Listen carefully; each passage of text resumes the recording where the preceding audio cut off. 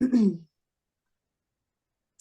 hello, hello. This is Live with Michelle Van, where we talk about health, wealth, and spirituality. And today we are here with Tiffany Yes, yes, yes. Thank you. I'm Taylor. so Tiffany happy. Taylor. Tiffany Taylor is here, and she is the sex therapist. What? Yes. Yeah, yeah. Y'all know we've been talking about doing a doggy style, and yeah, we're leaving that up to your imagination. But in the whole premise of coming into Women's History Month and thinking about how we're getting into spring, how we as women, we have needs just like men do. They're different, but they're needs nonetheless. And so, Yes. as we're thinking about getting into the spring, getting our hot summer body, and all the things that we're doing, we want to bring Tiffany in and kind of just really talk a little bit about what is a sex therapist and what do they do. So, Tiffany, just kind of give us a little bit about your background. Who are you? How'd you even, venture into this world? Okay. Well, first, thank you so much. And I'm so excited to be here. Interesting story of how I arrived here at this point in my life. Well, the first thing is my dad is a social worker. So Mm-hmm. I kind of grew up in the helping field. I always knew that I wanted to help people. And then on the flip side, I actually experienced sexual trauma as a young person. Mm-hmm. So when I graduated from undergrad, I decided I wanted to be a social worker. I originally went to school because I thought that I wanted to work with kids who had been Mm-hmm. sexually abused Mm-hmm. until after I graduated. I mean, I was very committed to this. I did all my research in my master's program about rape and incest. Mm-hmm. And if you can imagine, that was very healing for me and very informational. And then I actually got an opportunity after graduate school to do forensic interviews with kids who had Mm-hmm. been physically and sexually abused. And Yeah, I was completely triggered. I'm Um, sure. right. And even though I am definitely a therapist who believes to go in therapy. So I had did a lot of work. It just was too much. So I was Mm-hmm. like, Lord, you're funny. This is what I was supposed to be doing. I didn't work so hard to get to this point. So, later on in life, I had an opportunity because I'm also in the military. I ran into a person who was a sex therapist and had some other titles, right? And I was just very intrigued of how he even arrived in his journey. So, um, the although I had done a lot of work in my own about just healing, one aspect that I didn't really feel like was covered in my therapy was the sexual part and that Mm-hmm. my perspective about sex. Mm-hmm. So originally when I got into this, it really was my own healing journey with reconnecting with my body, reconnecting with pleasure and my just kind of getting rid of that shame and guilt. Although I'm not a PK, I kind of felt like I was because I was raised in the church. My whole family goes to the church. My great grandfather built the church. So it was a lot of shame and guilt that was kind of centered around sex and intimacy.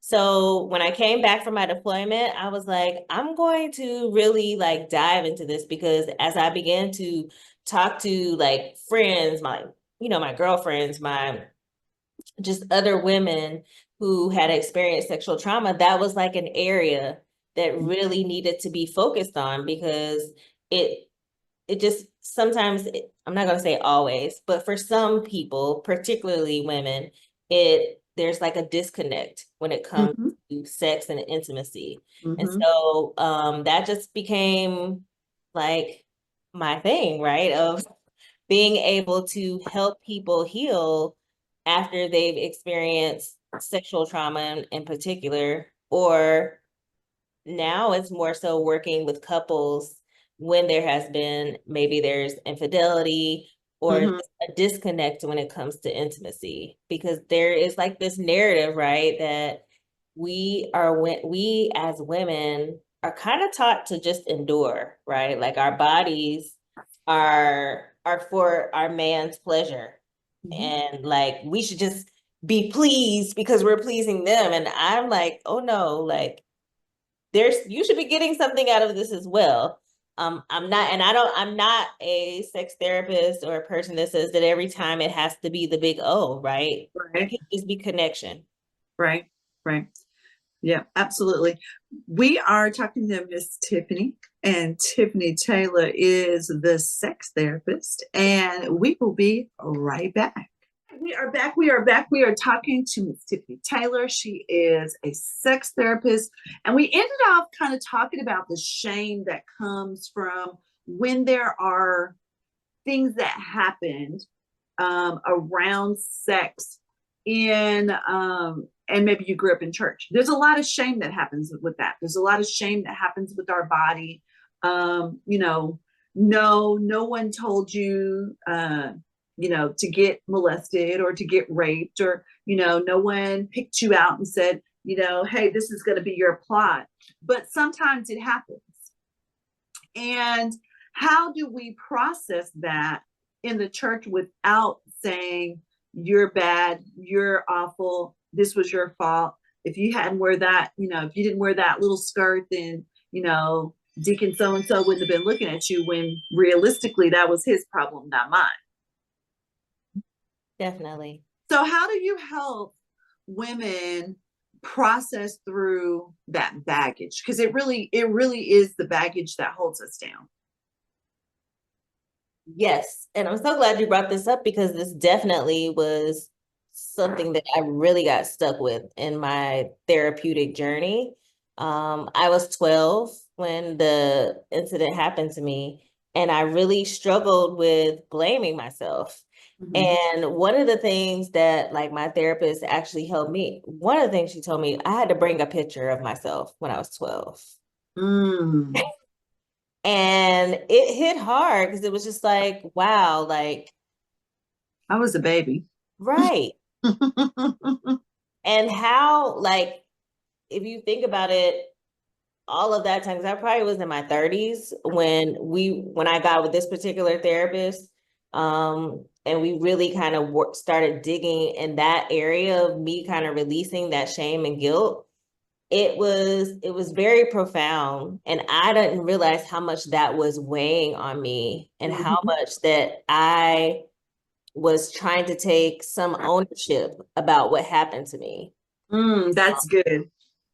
That ownership, because it wasn't yours to own. Mm-mm, no. And I think even if it's someone who is, say you're not a child, right? Like even if it's someone who was raped, right? And they were an adult, they were violated. Either way, someone took your choice and your voice away from you. And Yeah. that is just, it's wrong. Hmm. I can't think of another word to say than it's just wrong, and it's unfair, and it strips you, Hmm. like not being able to express yourself, or maybe I tried to express myself and you didn't honor that. It's just it does something to you internally and externally. And so it's so important that not only, and I'm gonna say this also just speaks to, even if you weren't violated as a person, I mean, as a, keep Huh? going. I You're messed fine. up. Oh, okay. Even if you weren't violated, right? There's still a lot of shame and guilt about, maybe the way you dress or the way you act or Oh, the way you absolutely. carry yourself, that sometimes people will be like, oh, she's that fast little girl, or you, as you can imagine, even with me just being a sex therapist, the stereotypes of like what people think I'm like. Hmm. It has been interesting in this season of my life and dating, Yeah. because I try not to even tell people at the beginning, because I Right. get sexualized Right. because Because of there's the perception that because people walk through this journey, and I think that's a piece that you really have to look at. I'm helping people walk through a journey that could have been one of the most horrific times of their life because it would if it was rape, if it was molestation, then it was a traumatic time. If I'm in a marriage and I am having trouble being able to connect with my partner, being able to have an intimate connection with them because of something that happened, then this isn't about me. This is about me helping them walk through something, and it has nothing to do with my own personal sexuality and or my appetite or anything that's happening around my own personal sexuality. exactly. Yeah. And so as you think about that, Mm-hmm. as you think about, and we're almost done with this section, but I, as you think about how people's perceptions are, Mm-hmm. um, if you got raped, there had to be something wrong with you. If you got molested, it was just because you was being fast and all up in that man's face. Right. If you were molested, you should have put on some more clothes. You should have done this. You should have done that. There's all these you should have, could have, would have. There's always this blame. There's a finger that's pointed. Mm-hmm. How do we begin to take the cover off of that and allow women to really understand that they don't have to live in shame, they don't have to live in fear, and they don't have to live in the closet moving forward? So we're going to talk about that when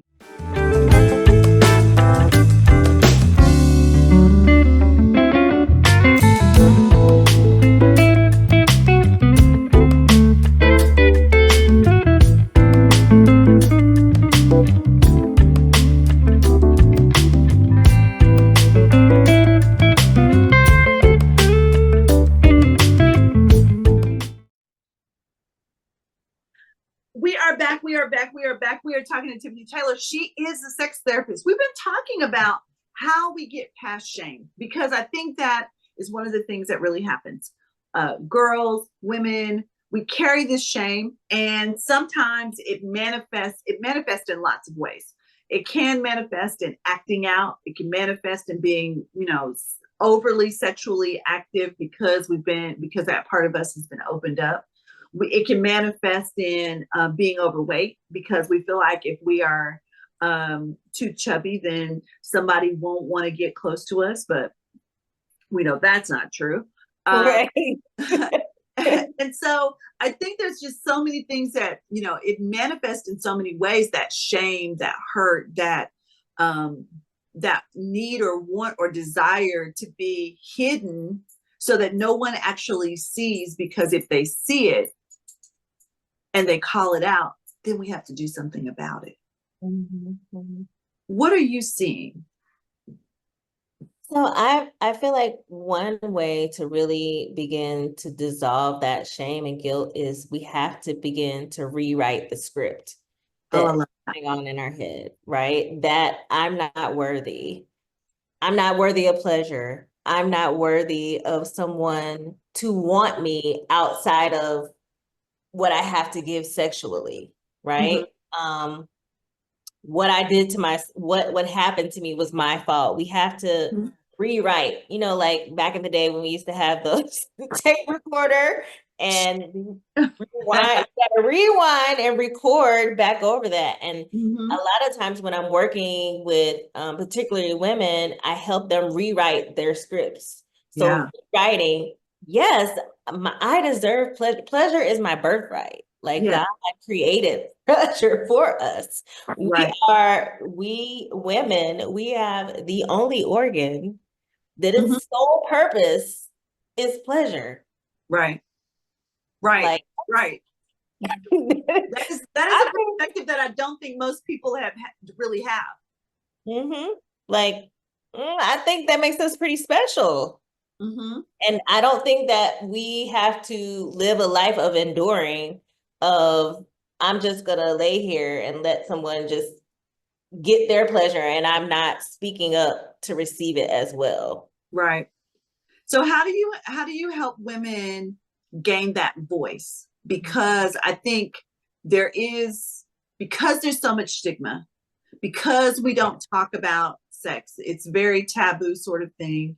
If you're Mhm. growing up in church, there's these pieces in which you're almost told that, you're going to hell if your eyes are going to cross if all of those weird sorts of things that we talk about, and we try to scare children into not indulging, and not trying to be promiscuous. But once we get Right. to that place and we're trying to figure out, like, hey, it should be pleasurable. Hey, there should be some pieces in which, if I'm coming together with my spouse, that I should be able to enjoy this. How do Mhm. you how do you really help somebody get past that? So I think it's really important to have to get to know yourself. You have to get to know, what am I interested in? What am I curious about? Now, in the confines of a relationship, I do think you have to have conversations, because you Hmm. can't just go exploring willy-nilly and not involve the other person.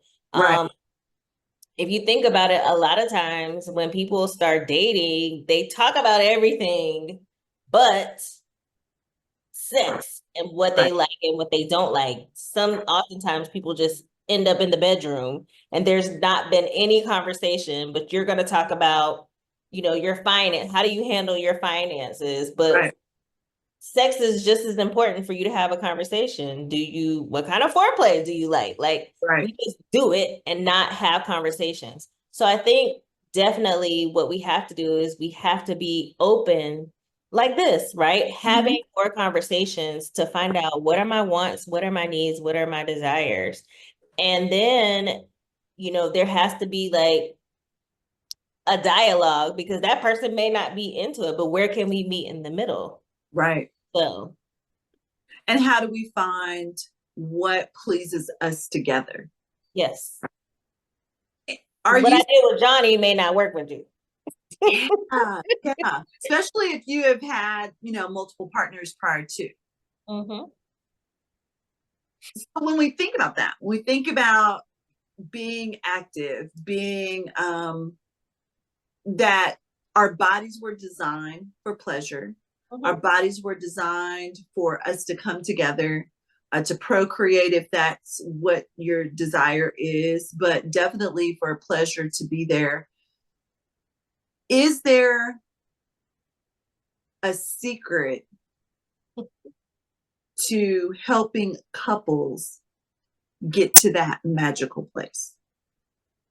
I think the magic happens when you release the putting the pressure on yourself that we're going to have an orgasm every single time. That should not be the goal. The goal is intimacy. Mm, Intimacy is connection, because you may not have an orgasm every single time, but right, did I feel close to you? Did I feel connected to you emotionally? Did I feel connected to you mentally? And for some people, sex is spiritual, right? As well. right, And am I being in a safe space where I can feel vulnerable as well? To say, you know what, baby, I didn't get that this time. But I loved the way that we were able to connect. I love being in your arms. I love the way you caressed me, the way you looked at me. I think when we put so much pressure on ourselves to have this like fireworks, firework. right? And I mean, yes, we want the fireworks, but do the fireworks happen every single time? Like, no, Hmm. it just doesn't. But to me, I will take the connection. Now, I want the fireworks, but I will take feeling connected to my partner any day over that. Intimacy is what our goal. I think intimacy is the secret. That's what we're missing. We're too focused on the big O. Okay. All right. We're talking to Tiffany Taylor, and we will be right back. We're back. our last segment. Can you believe it? Our time is almost up. It Oh, goes so quickly. yes. We were talking about intimacy, and I think we have such weird ideals about what intimacy looks Mhm. like. And sometimes because of those kind of weird ideas, we miss the thing that you just said. I loved how you touched me. I loved how you looked into my eyes. I loved how you just sat with me and listened. We miss those things, and those Yeah. things are important. And because we Mhm. miss them, then we don't have fireworks, then we just assume that nothing happened. Mhm. Definitely. So there's all these different ideas about like what intimacy is. I like to keep it simple. So the emotional aspect, right? Emotional is having a safe space where I can be completely naked Mm-hmm. emotionally with you. Um, Mm-hmm. I like to say, you remember when back in the day when you would be on the phone with your boyfriend or your girlfriend and you're just breathing on the phone and you're talking about or you're laying in the bed, you're having that pillow talk, and you're just being like, to me, that's emotional intimacy, right? Right. Right. Mental is that stimulation. Like, I'm Mm-hmm. not saying that you have to be an expert in whatever your partner is, but you have to show some interest. Right. Like, if my partner is like a big football fanatic, I'm not saying I got to know exactly what's going on in the game, but Right. But I need to know that's it it. and just make a basket. Right. Exactly. Right. Or like just showing interest. And then the spiritual part is not just about going to church and praying. While that is very important, it could be connecting when it comes to like nature or taking walks. However spirituality kind of looks for you. And then the big thing is that people just always include or say sex is intimacy, and it's not. Yeah, they're not the same. Sex is only a part of the physical. So Yeah. that's why I was saying like the looking in the eyes, the caressing. And then the one thing that people don't think a lot about, right? Because we spend a lot of time talking about foreplay, which I don't really even like to use the word foreplay because people only think that that means that's something that you do right Order before to when it should sex. be right Yeah. throughout the day. And it's not just before sex, like you should constantly be kind of engaging in that. It's aftercare, right? Like, Mm, I think it's so sexy if you go get me a warm rag afterwards, right? Like, I don't want to get up out the bed, right. right? Or is it just holding each other? Is it Right. um being in silence together? Is it, kind of affirming each other, which I think is so sexy as well, right? Just saying, beautiful things to each other and Mm-hmm. how you feel about each other. That is so, so, so important. I know for a lot of people, you might have done a lot, so you might want to go to sleep. Right. Or maybe you're hungry and it's a form of aftercare to go fix a sandwich for your partner. Whatever Right. that looks like, but just intimacy and foreplay and all of that should carry out. It should be something Mm-hmm. that is seen outside of the bedroom. Intimacy doesn't just happen in the bedroom. It Okay. should be a part of your lifestyle in your relationship.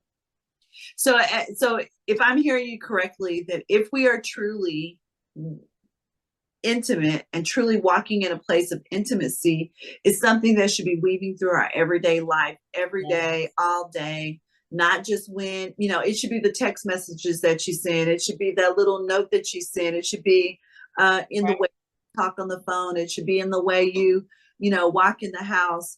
And maybe I'm had a bad day, but you have just the right words to get to that certain place, not because you want to do anything, but because you truly love me enough to see me, hear me, and want to create a safe space for me.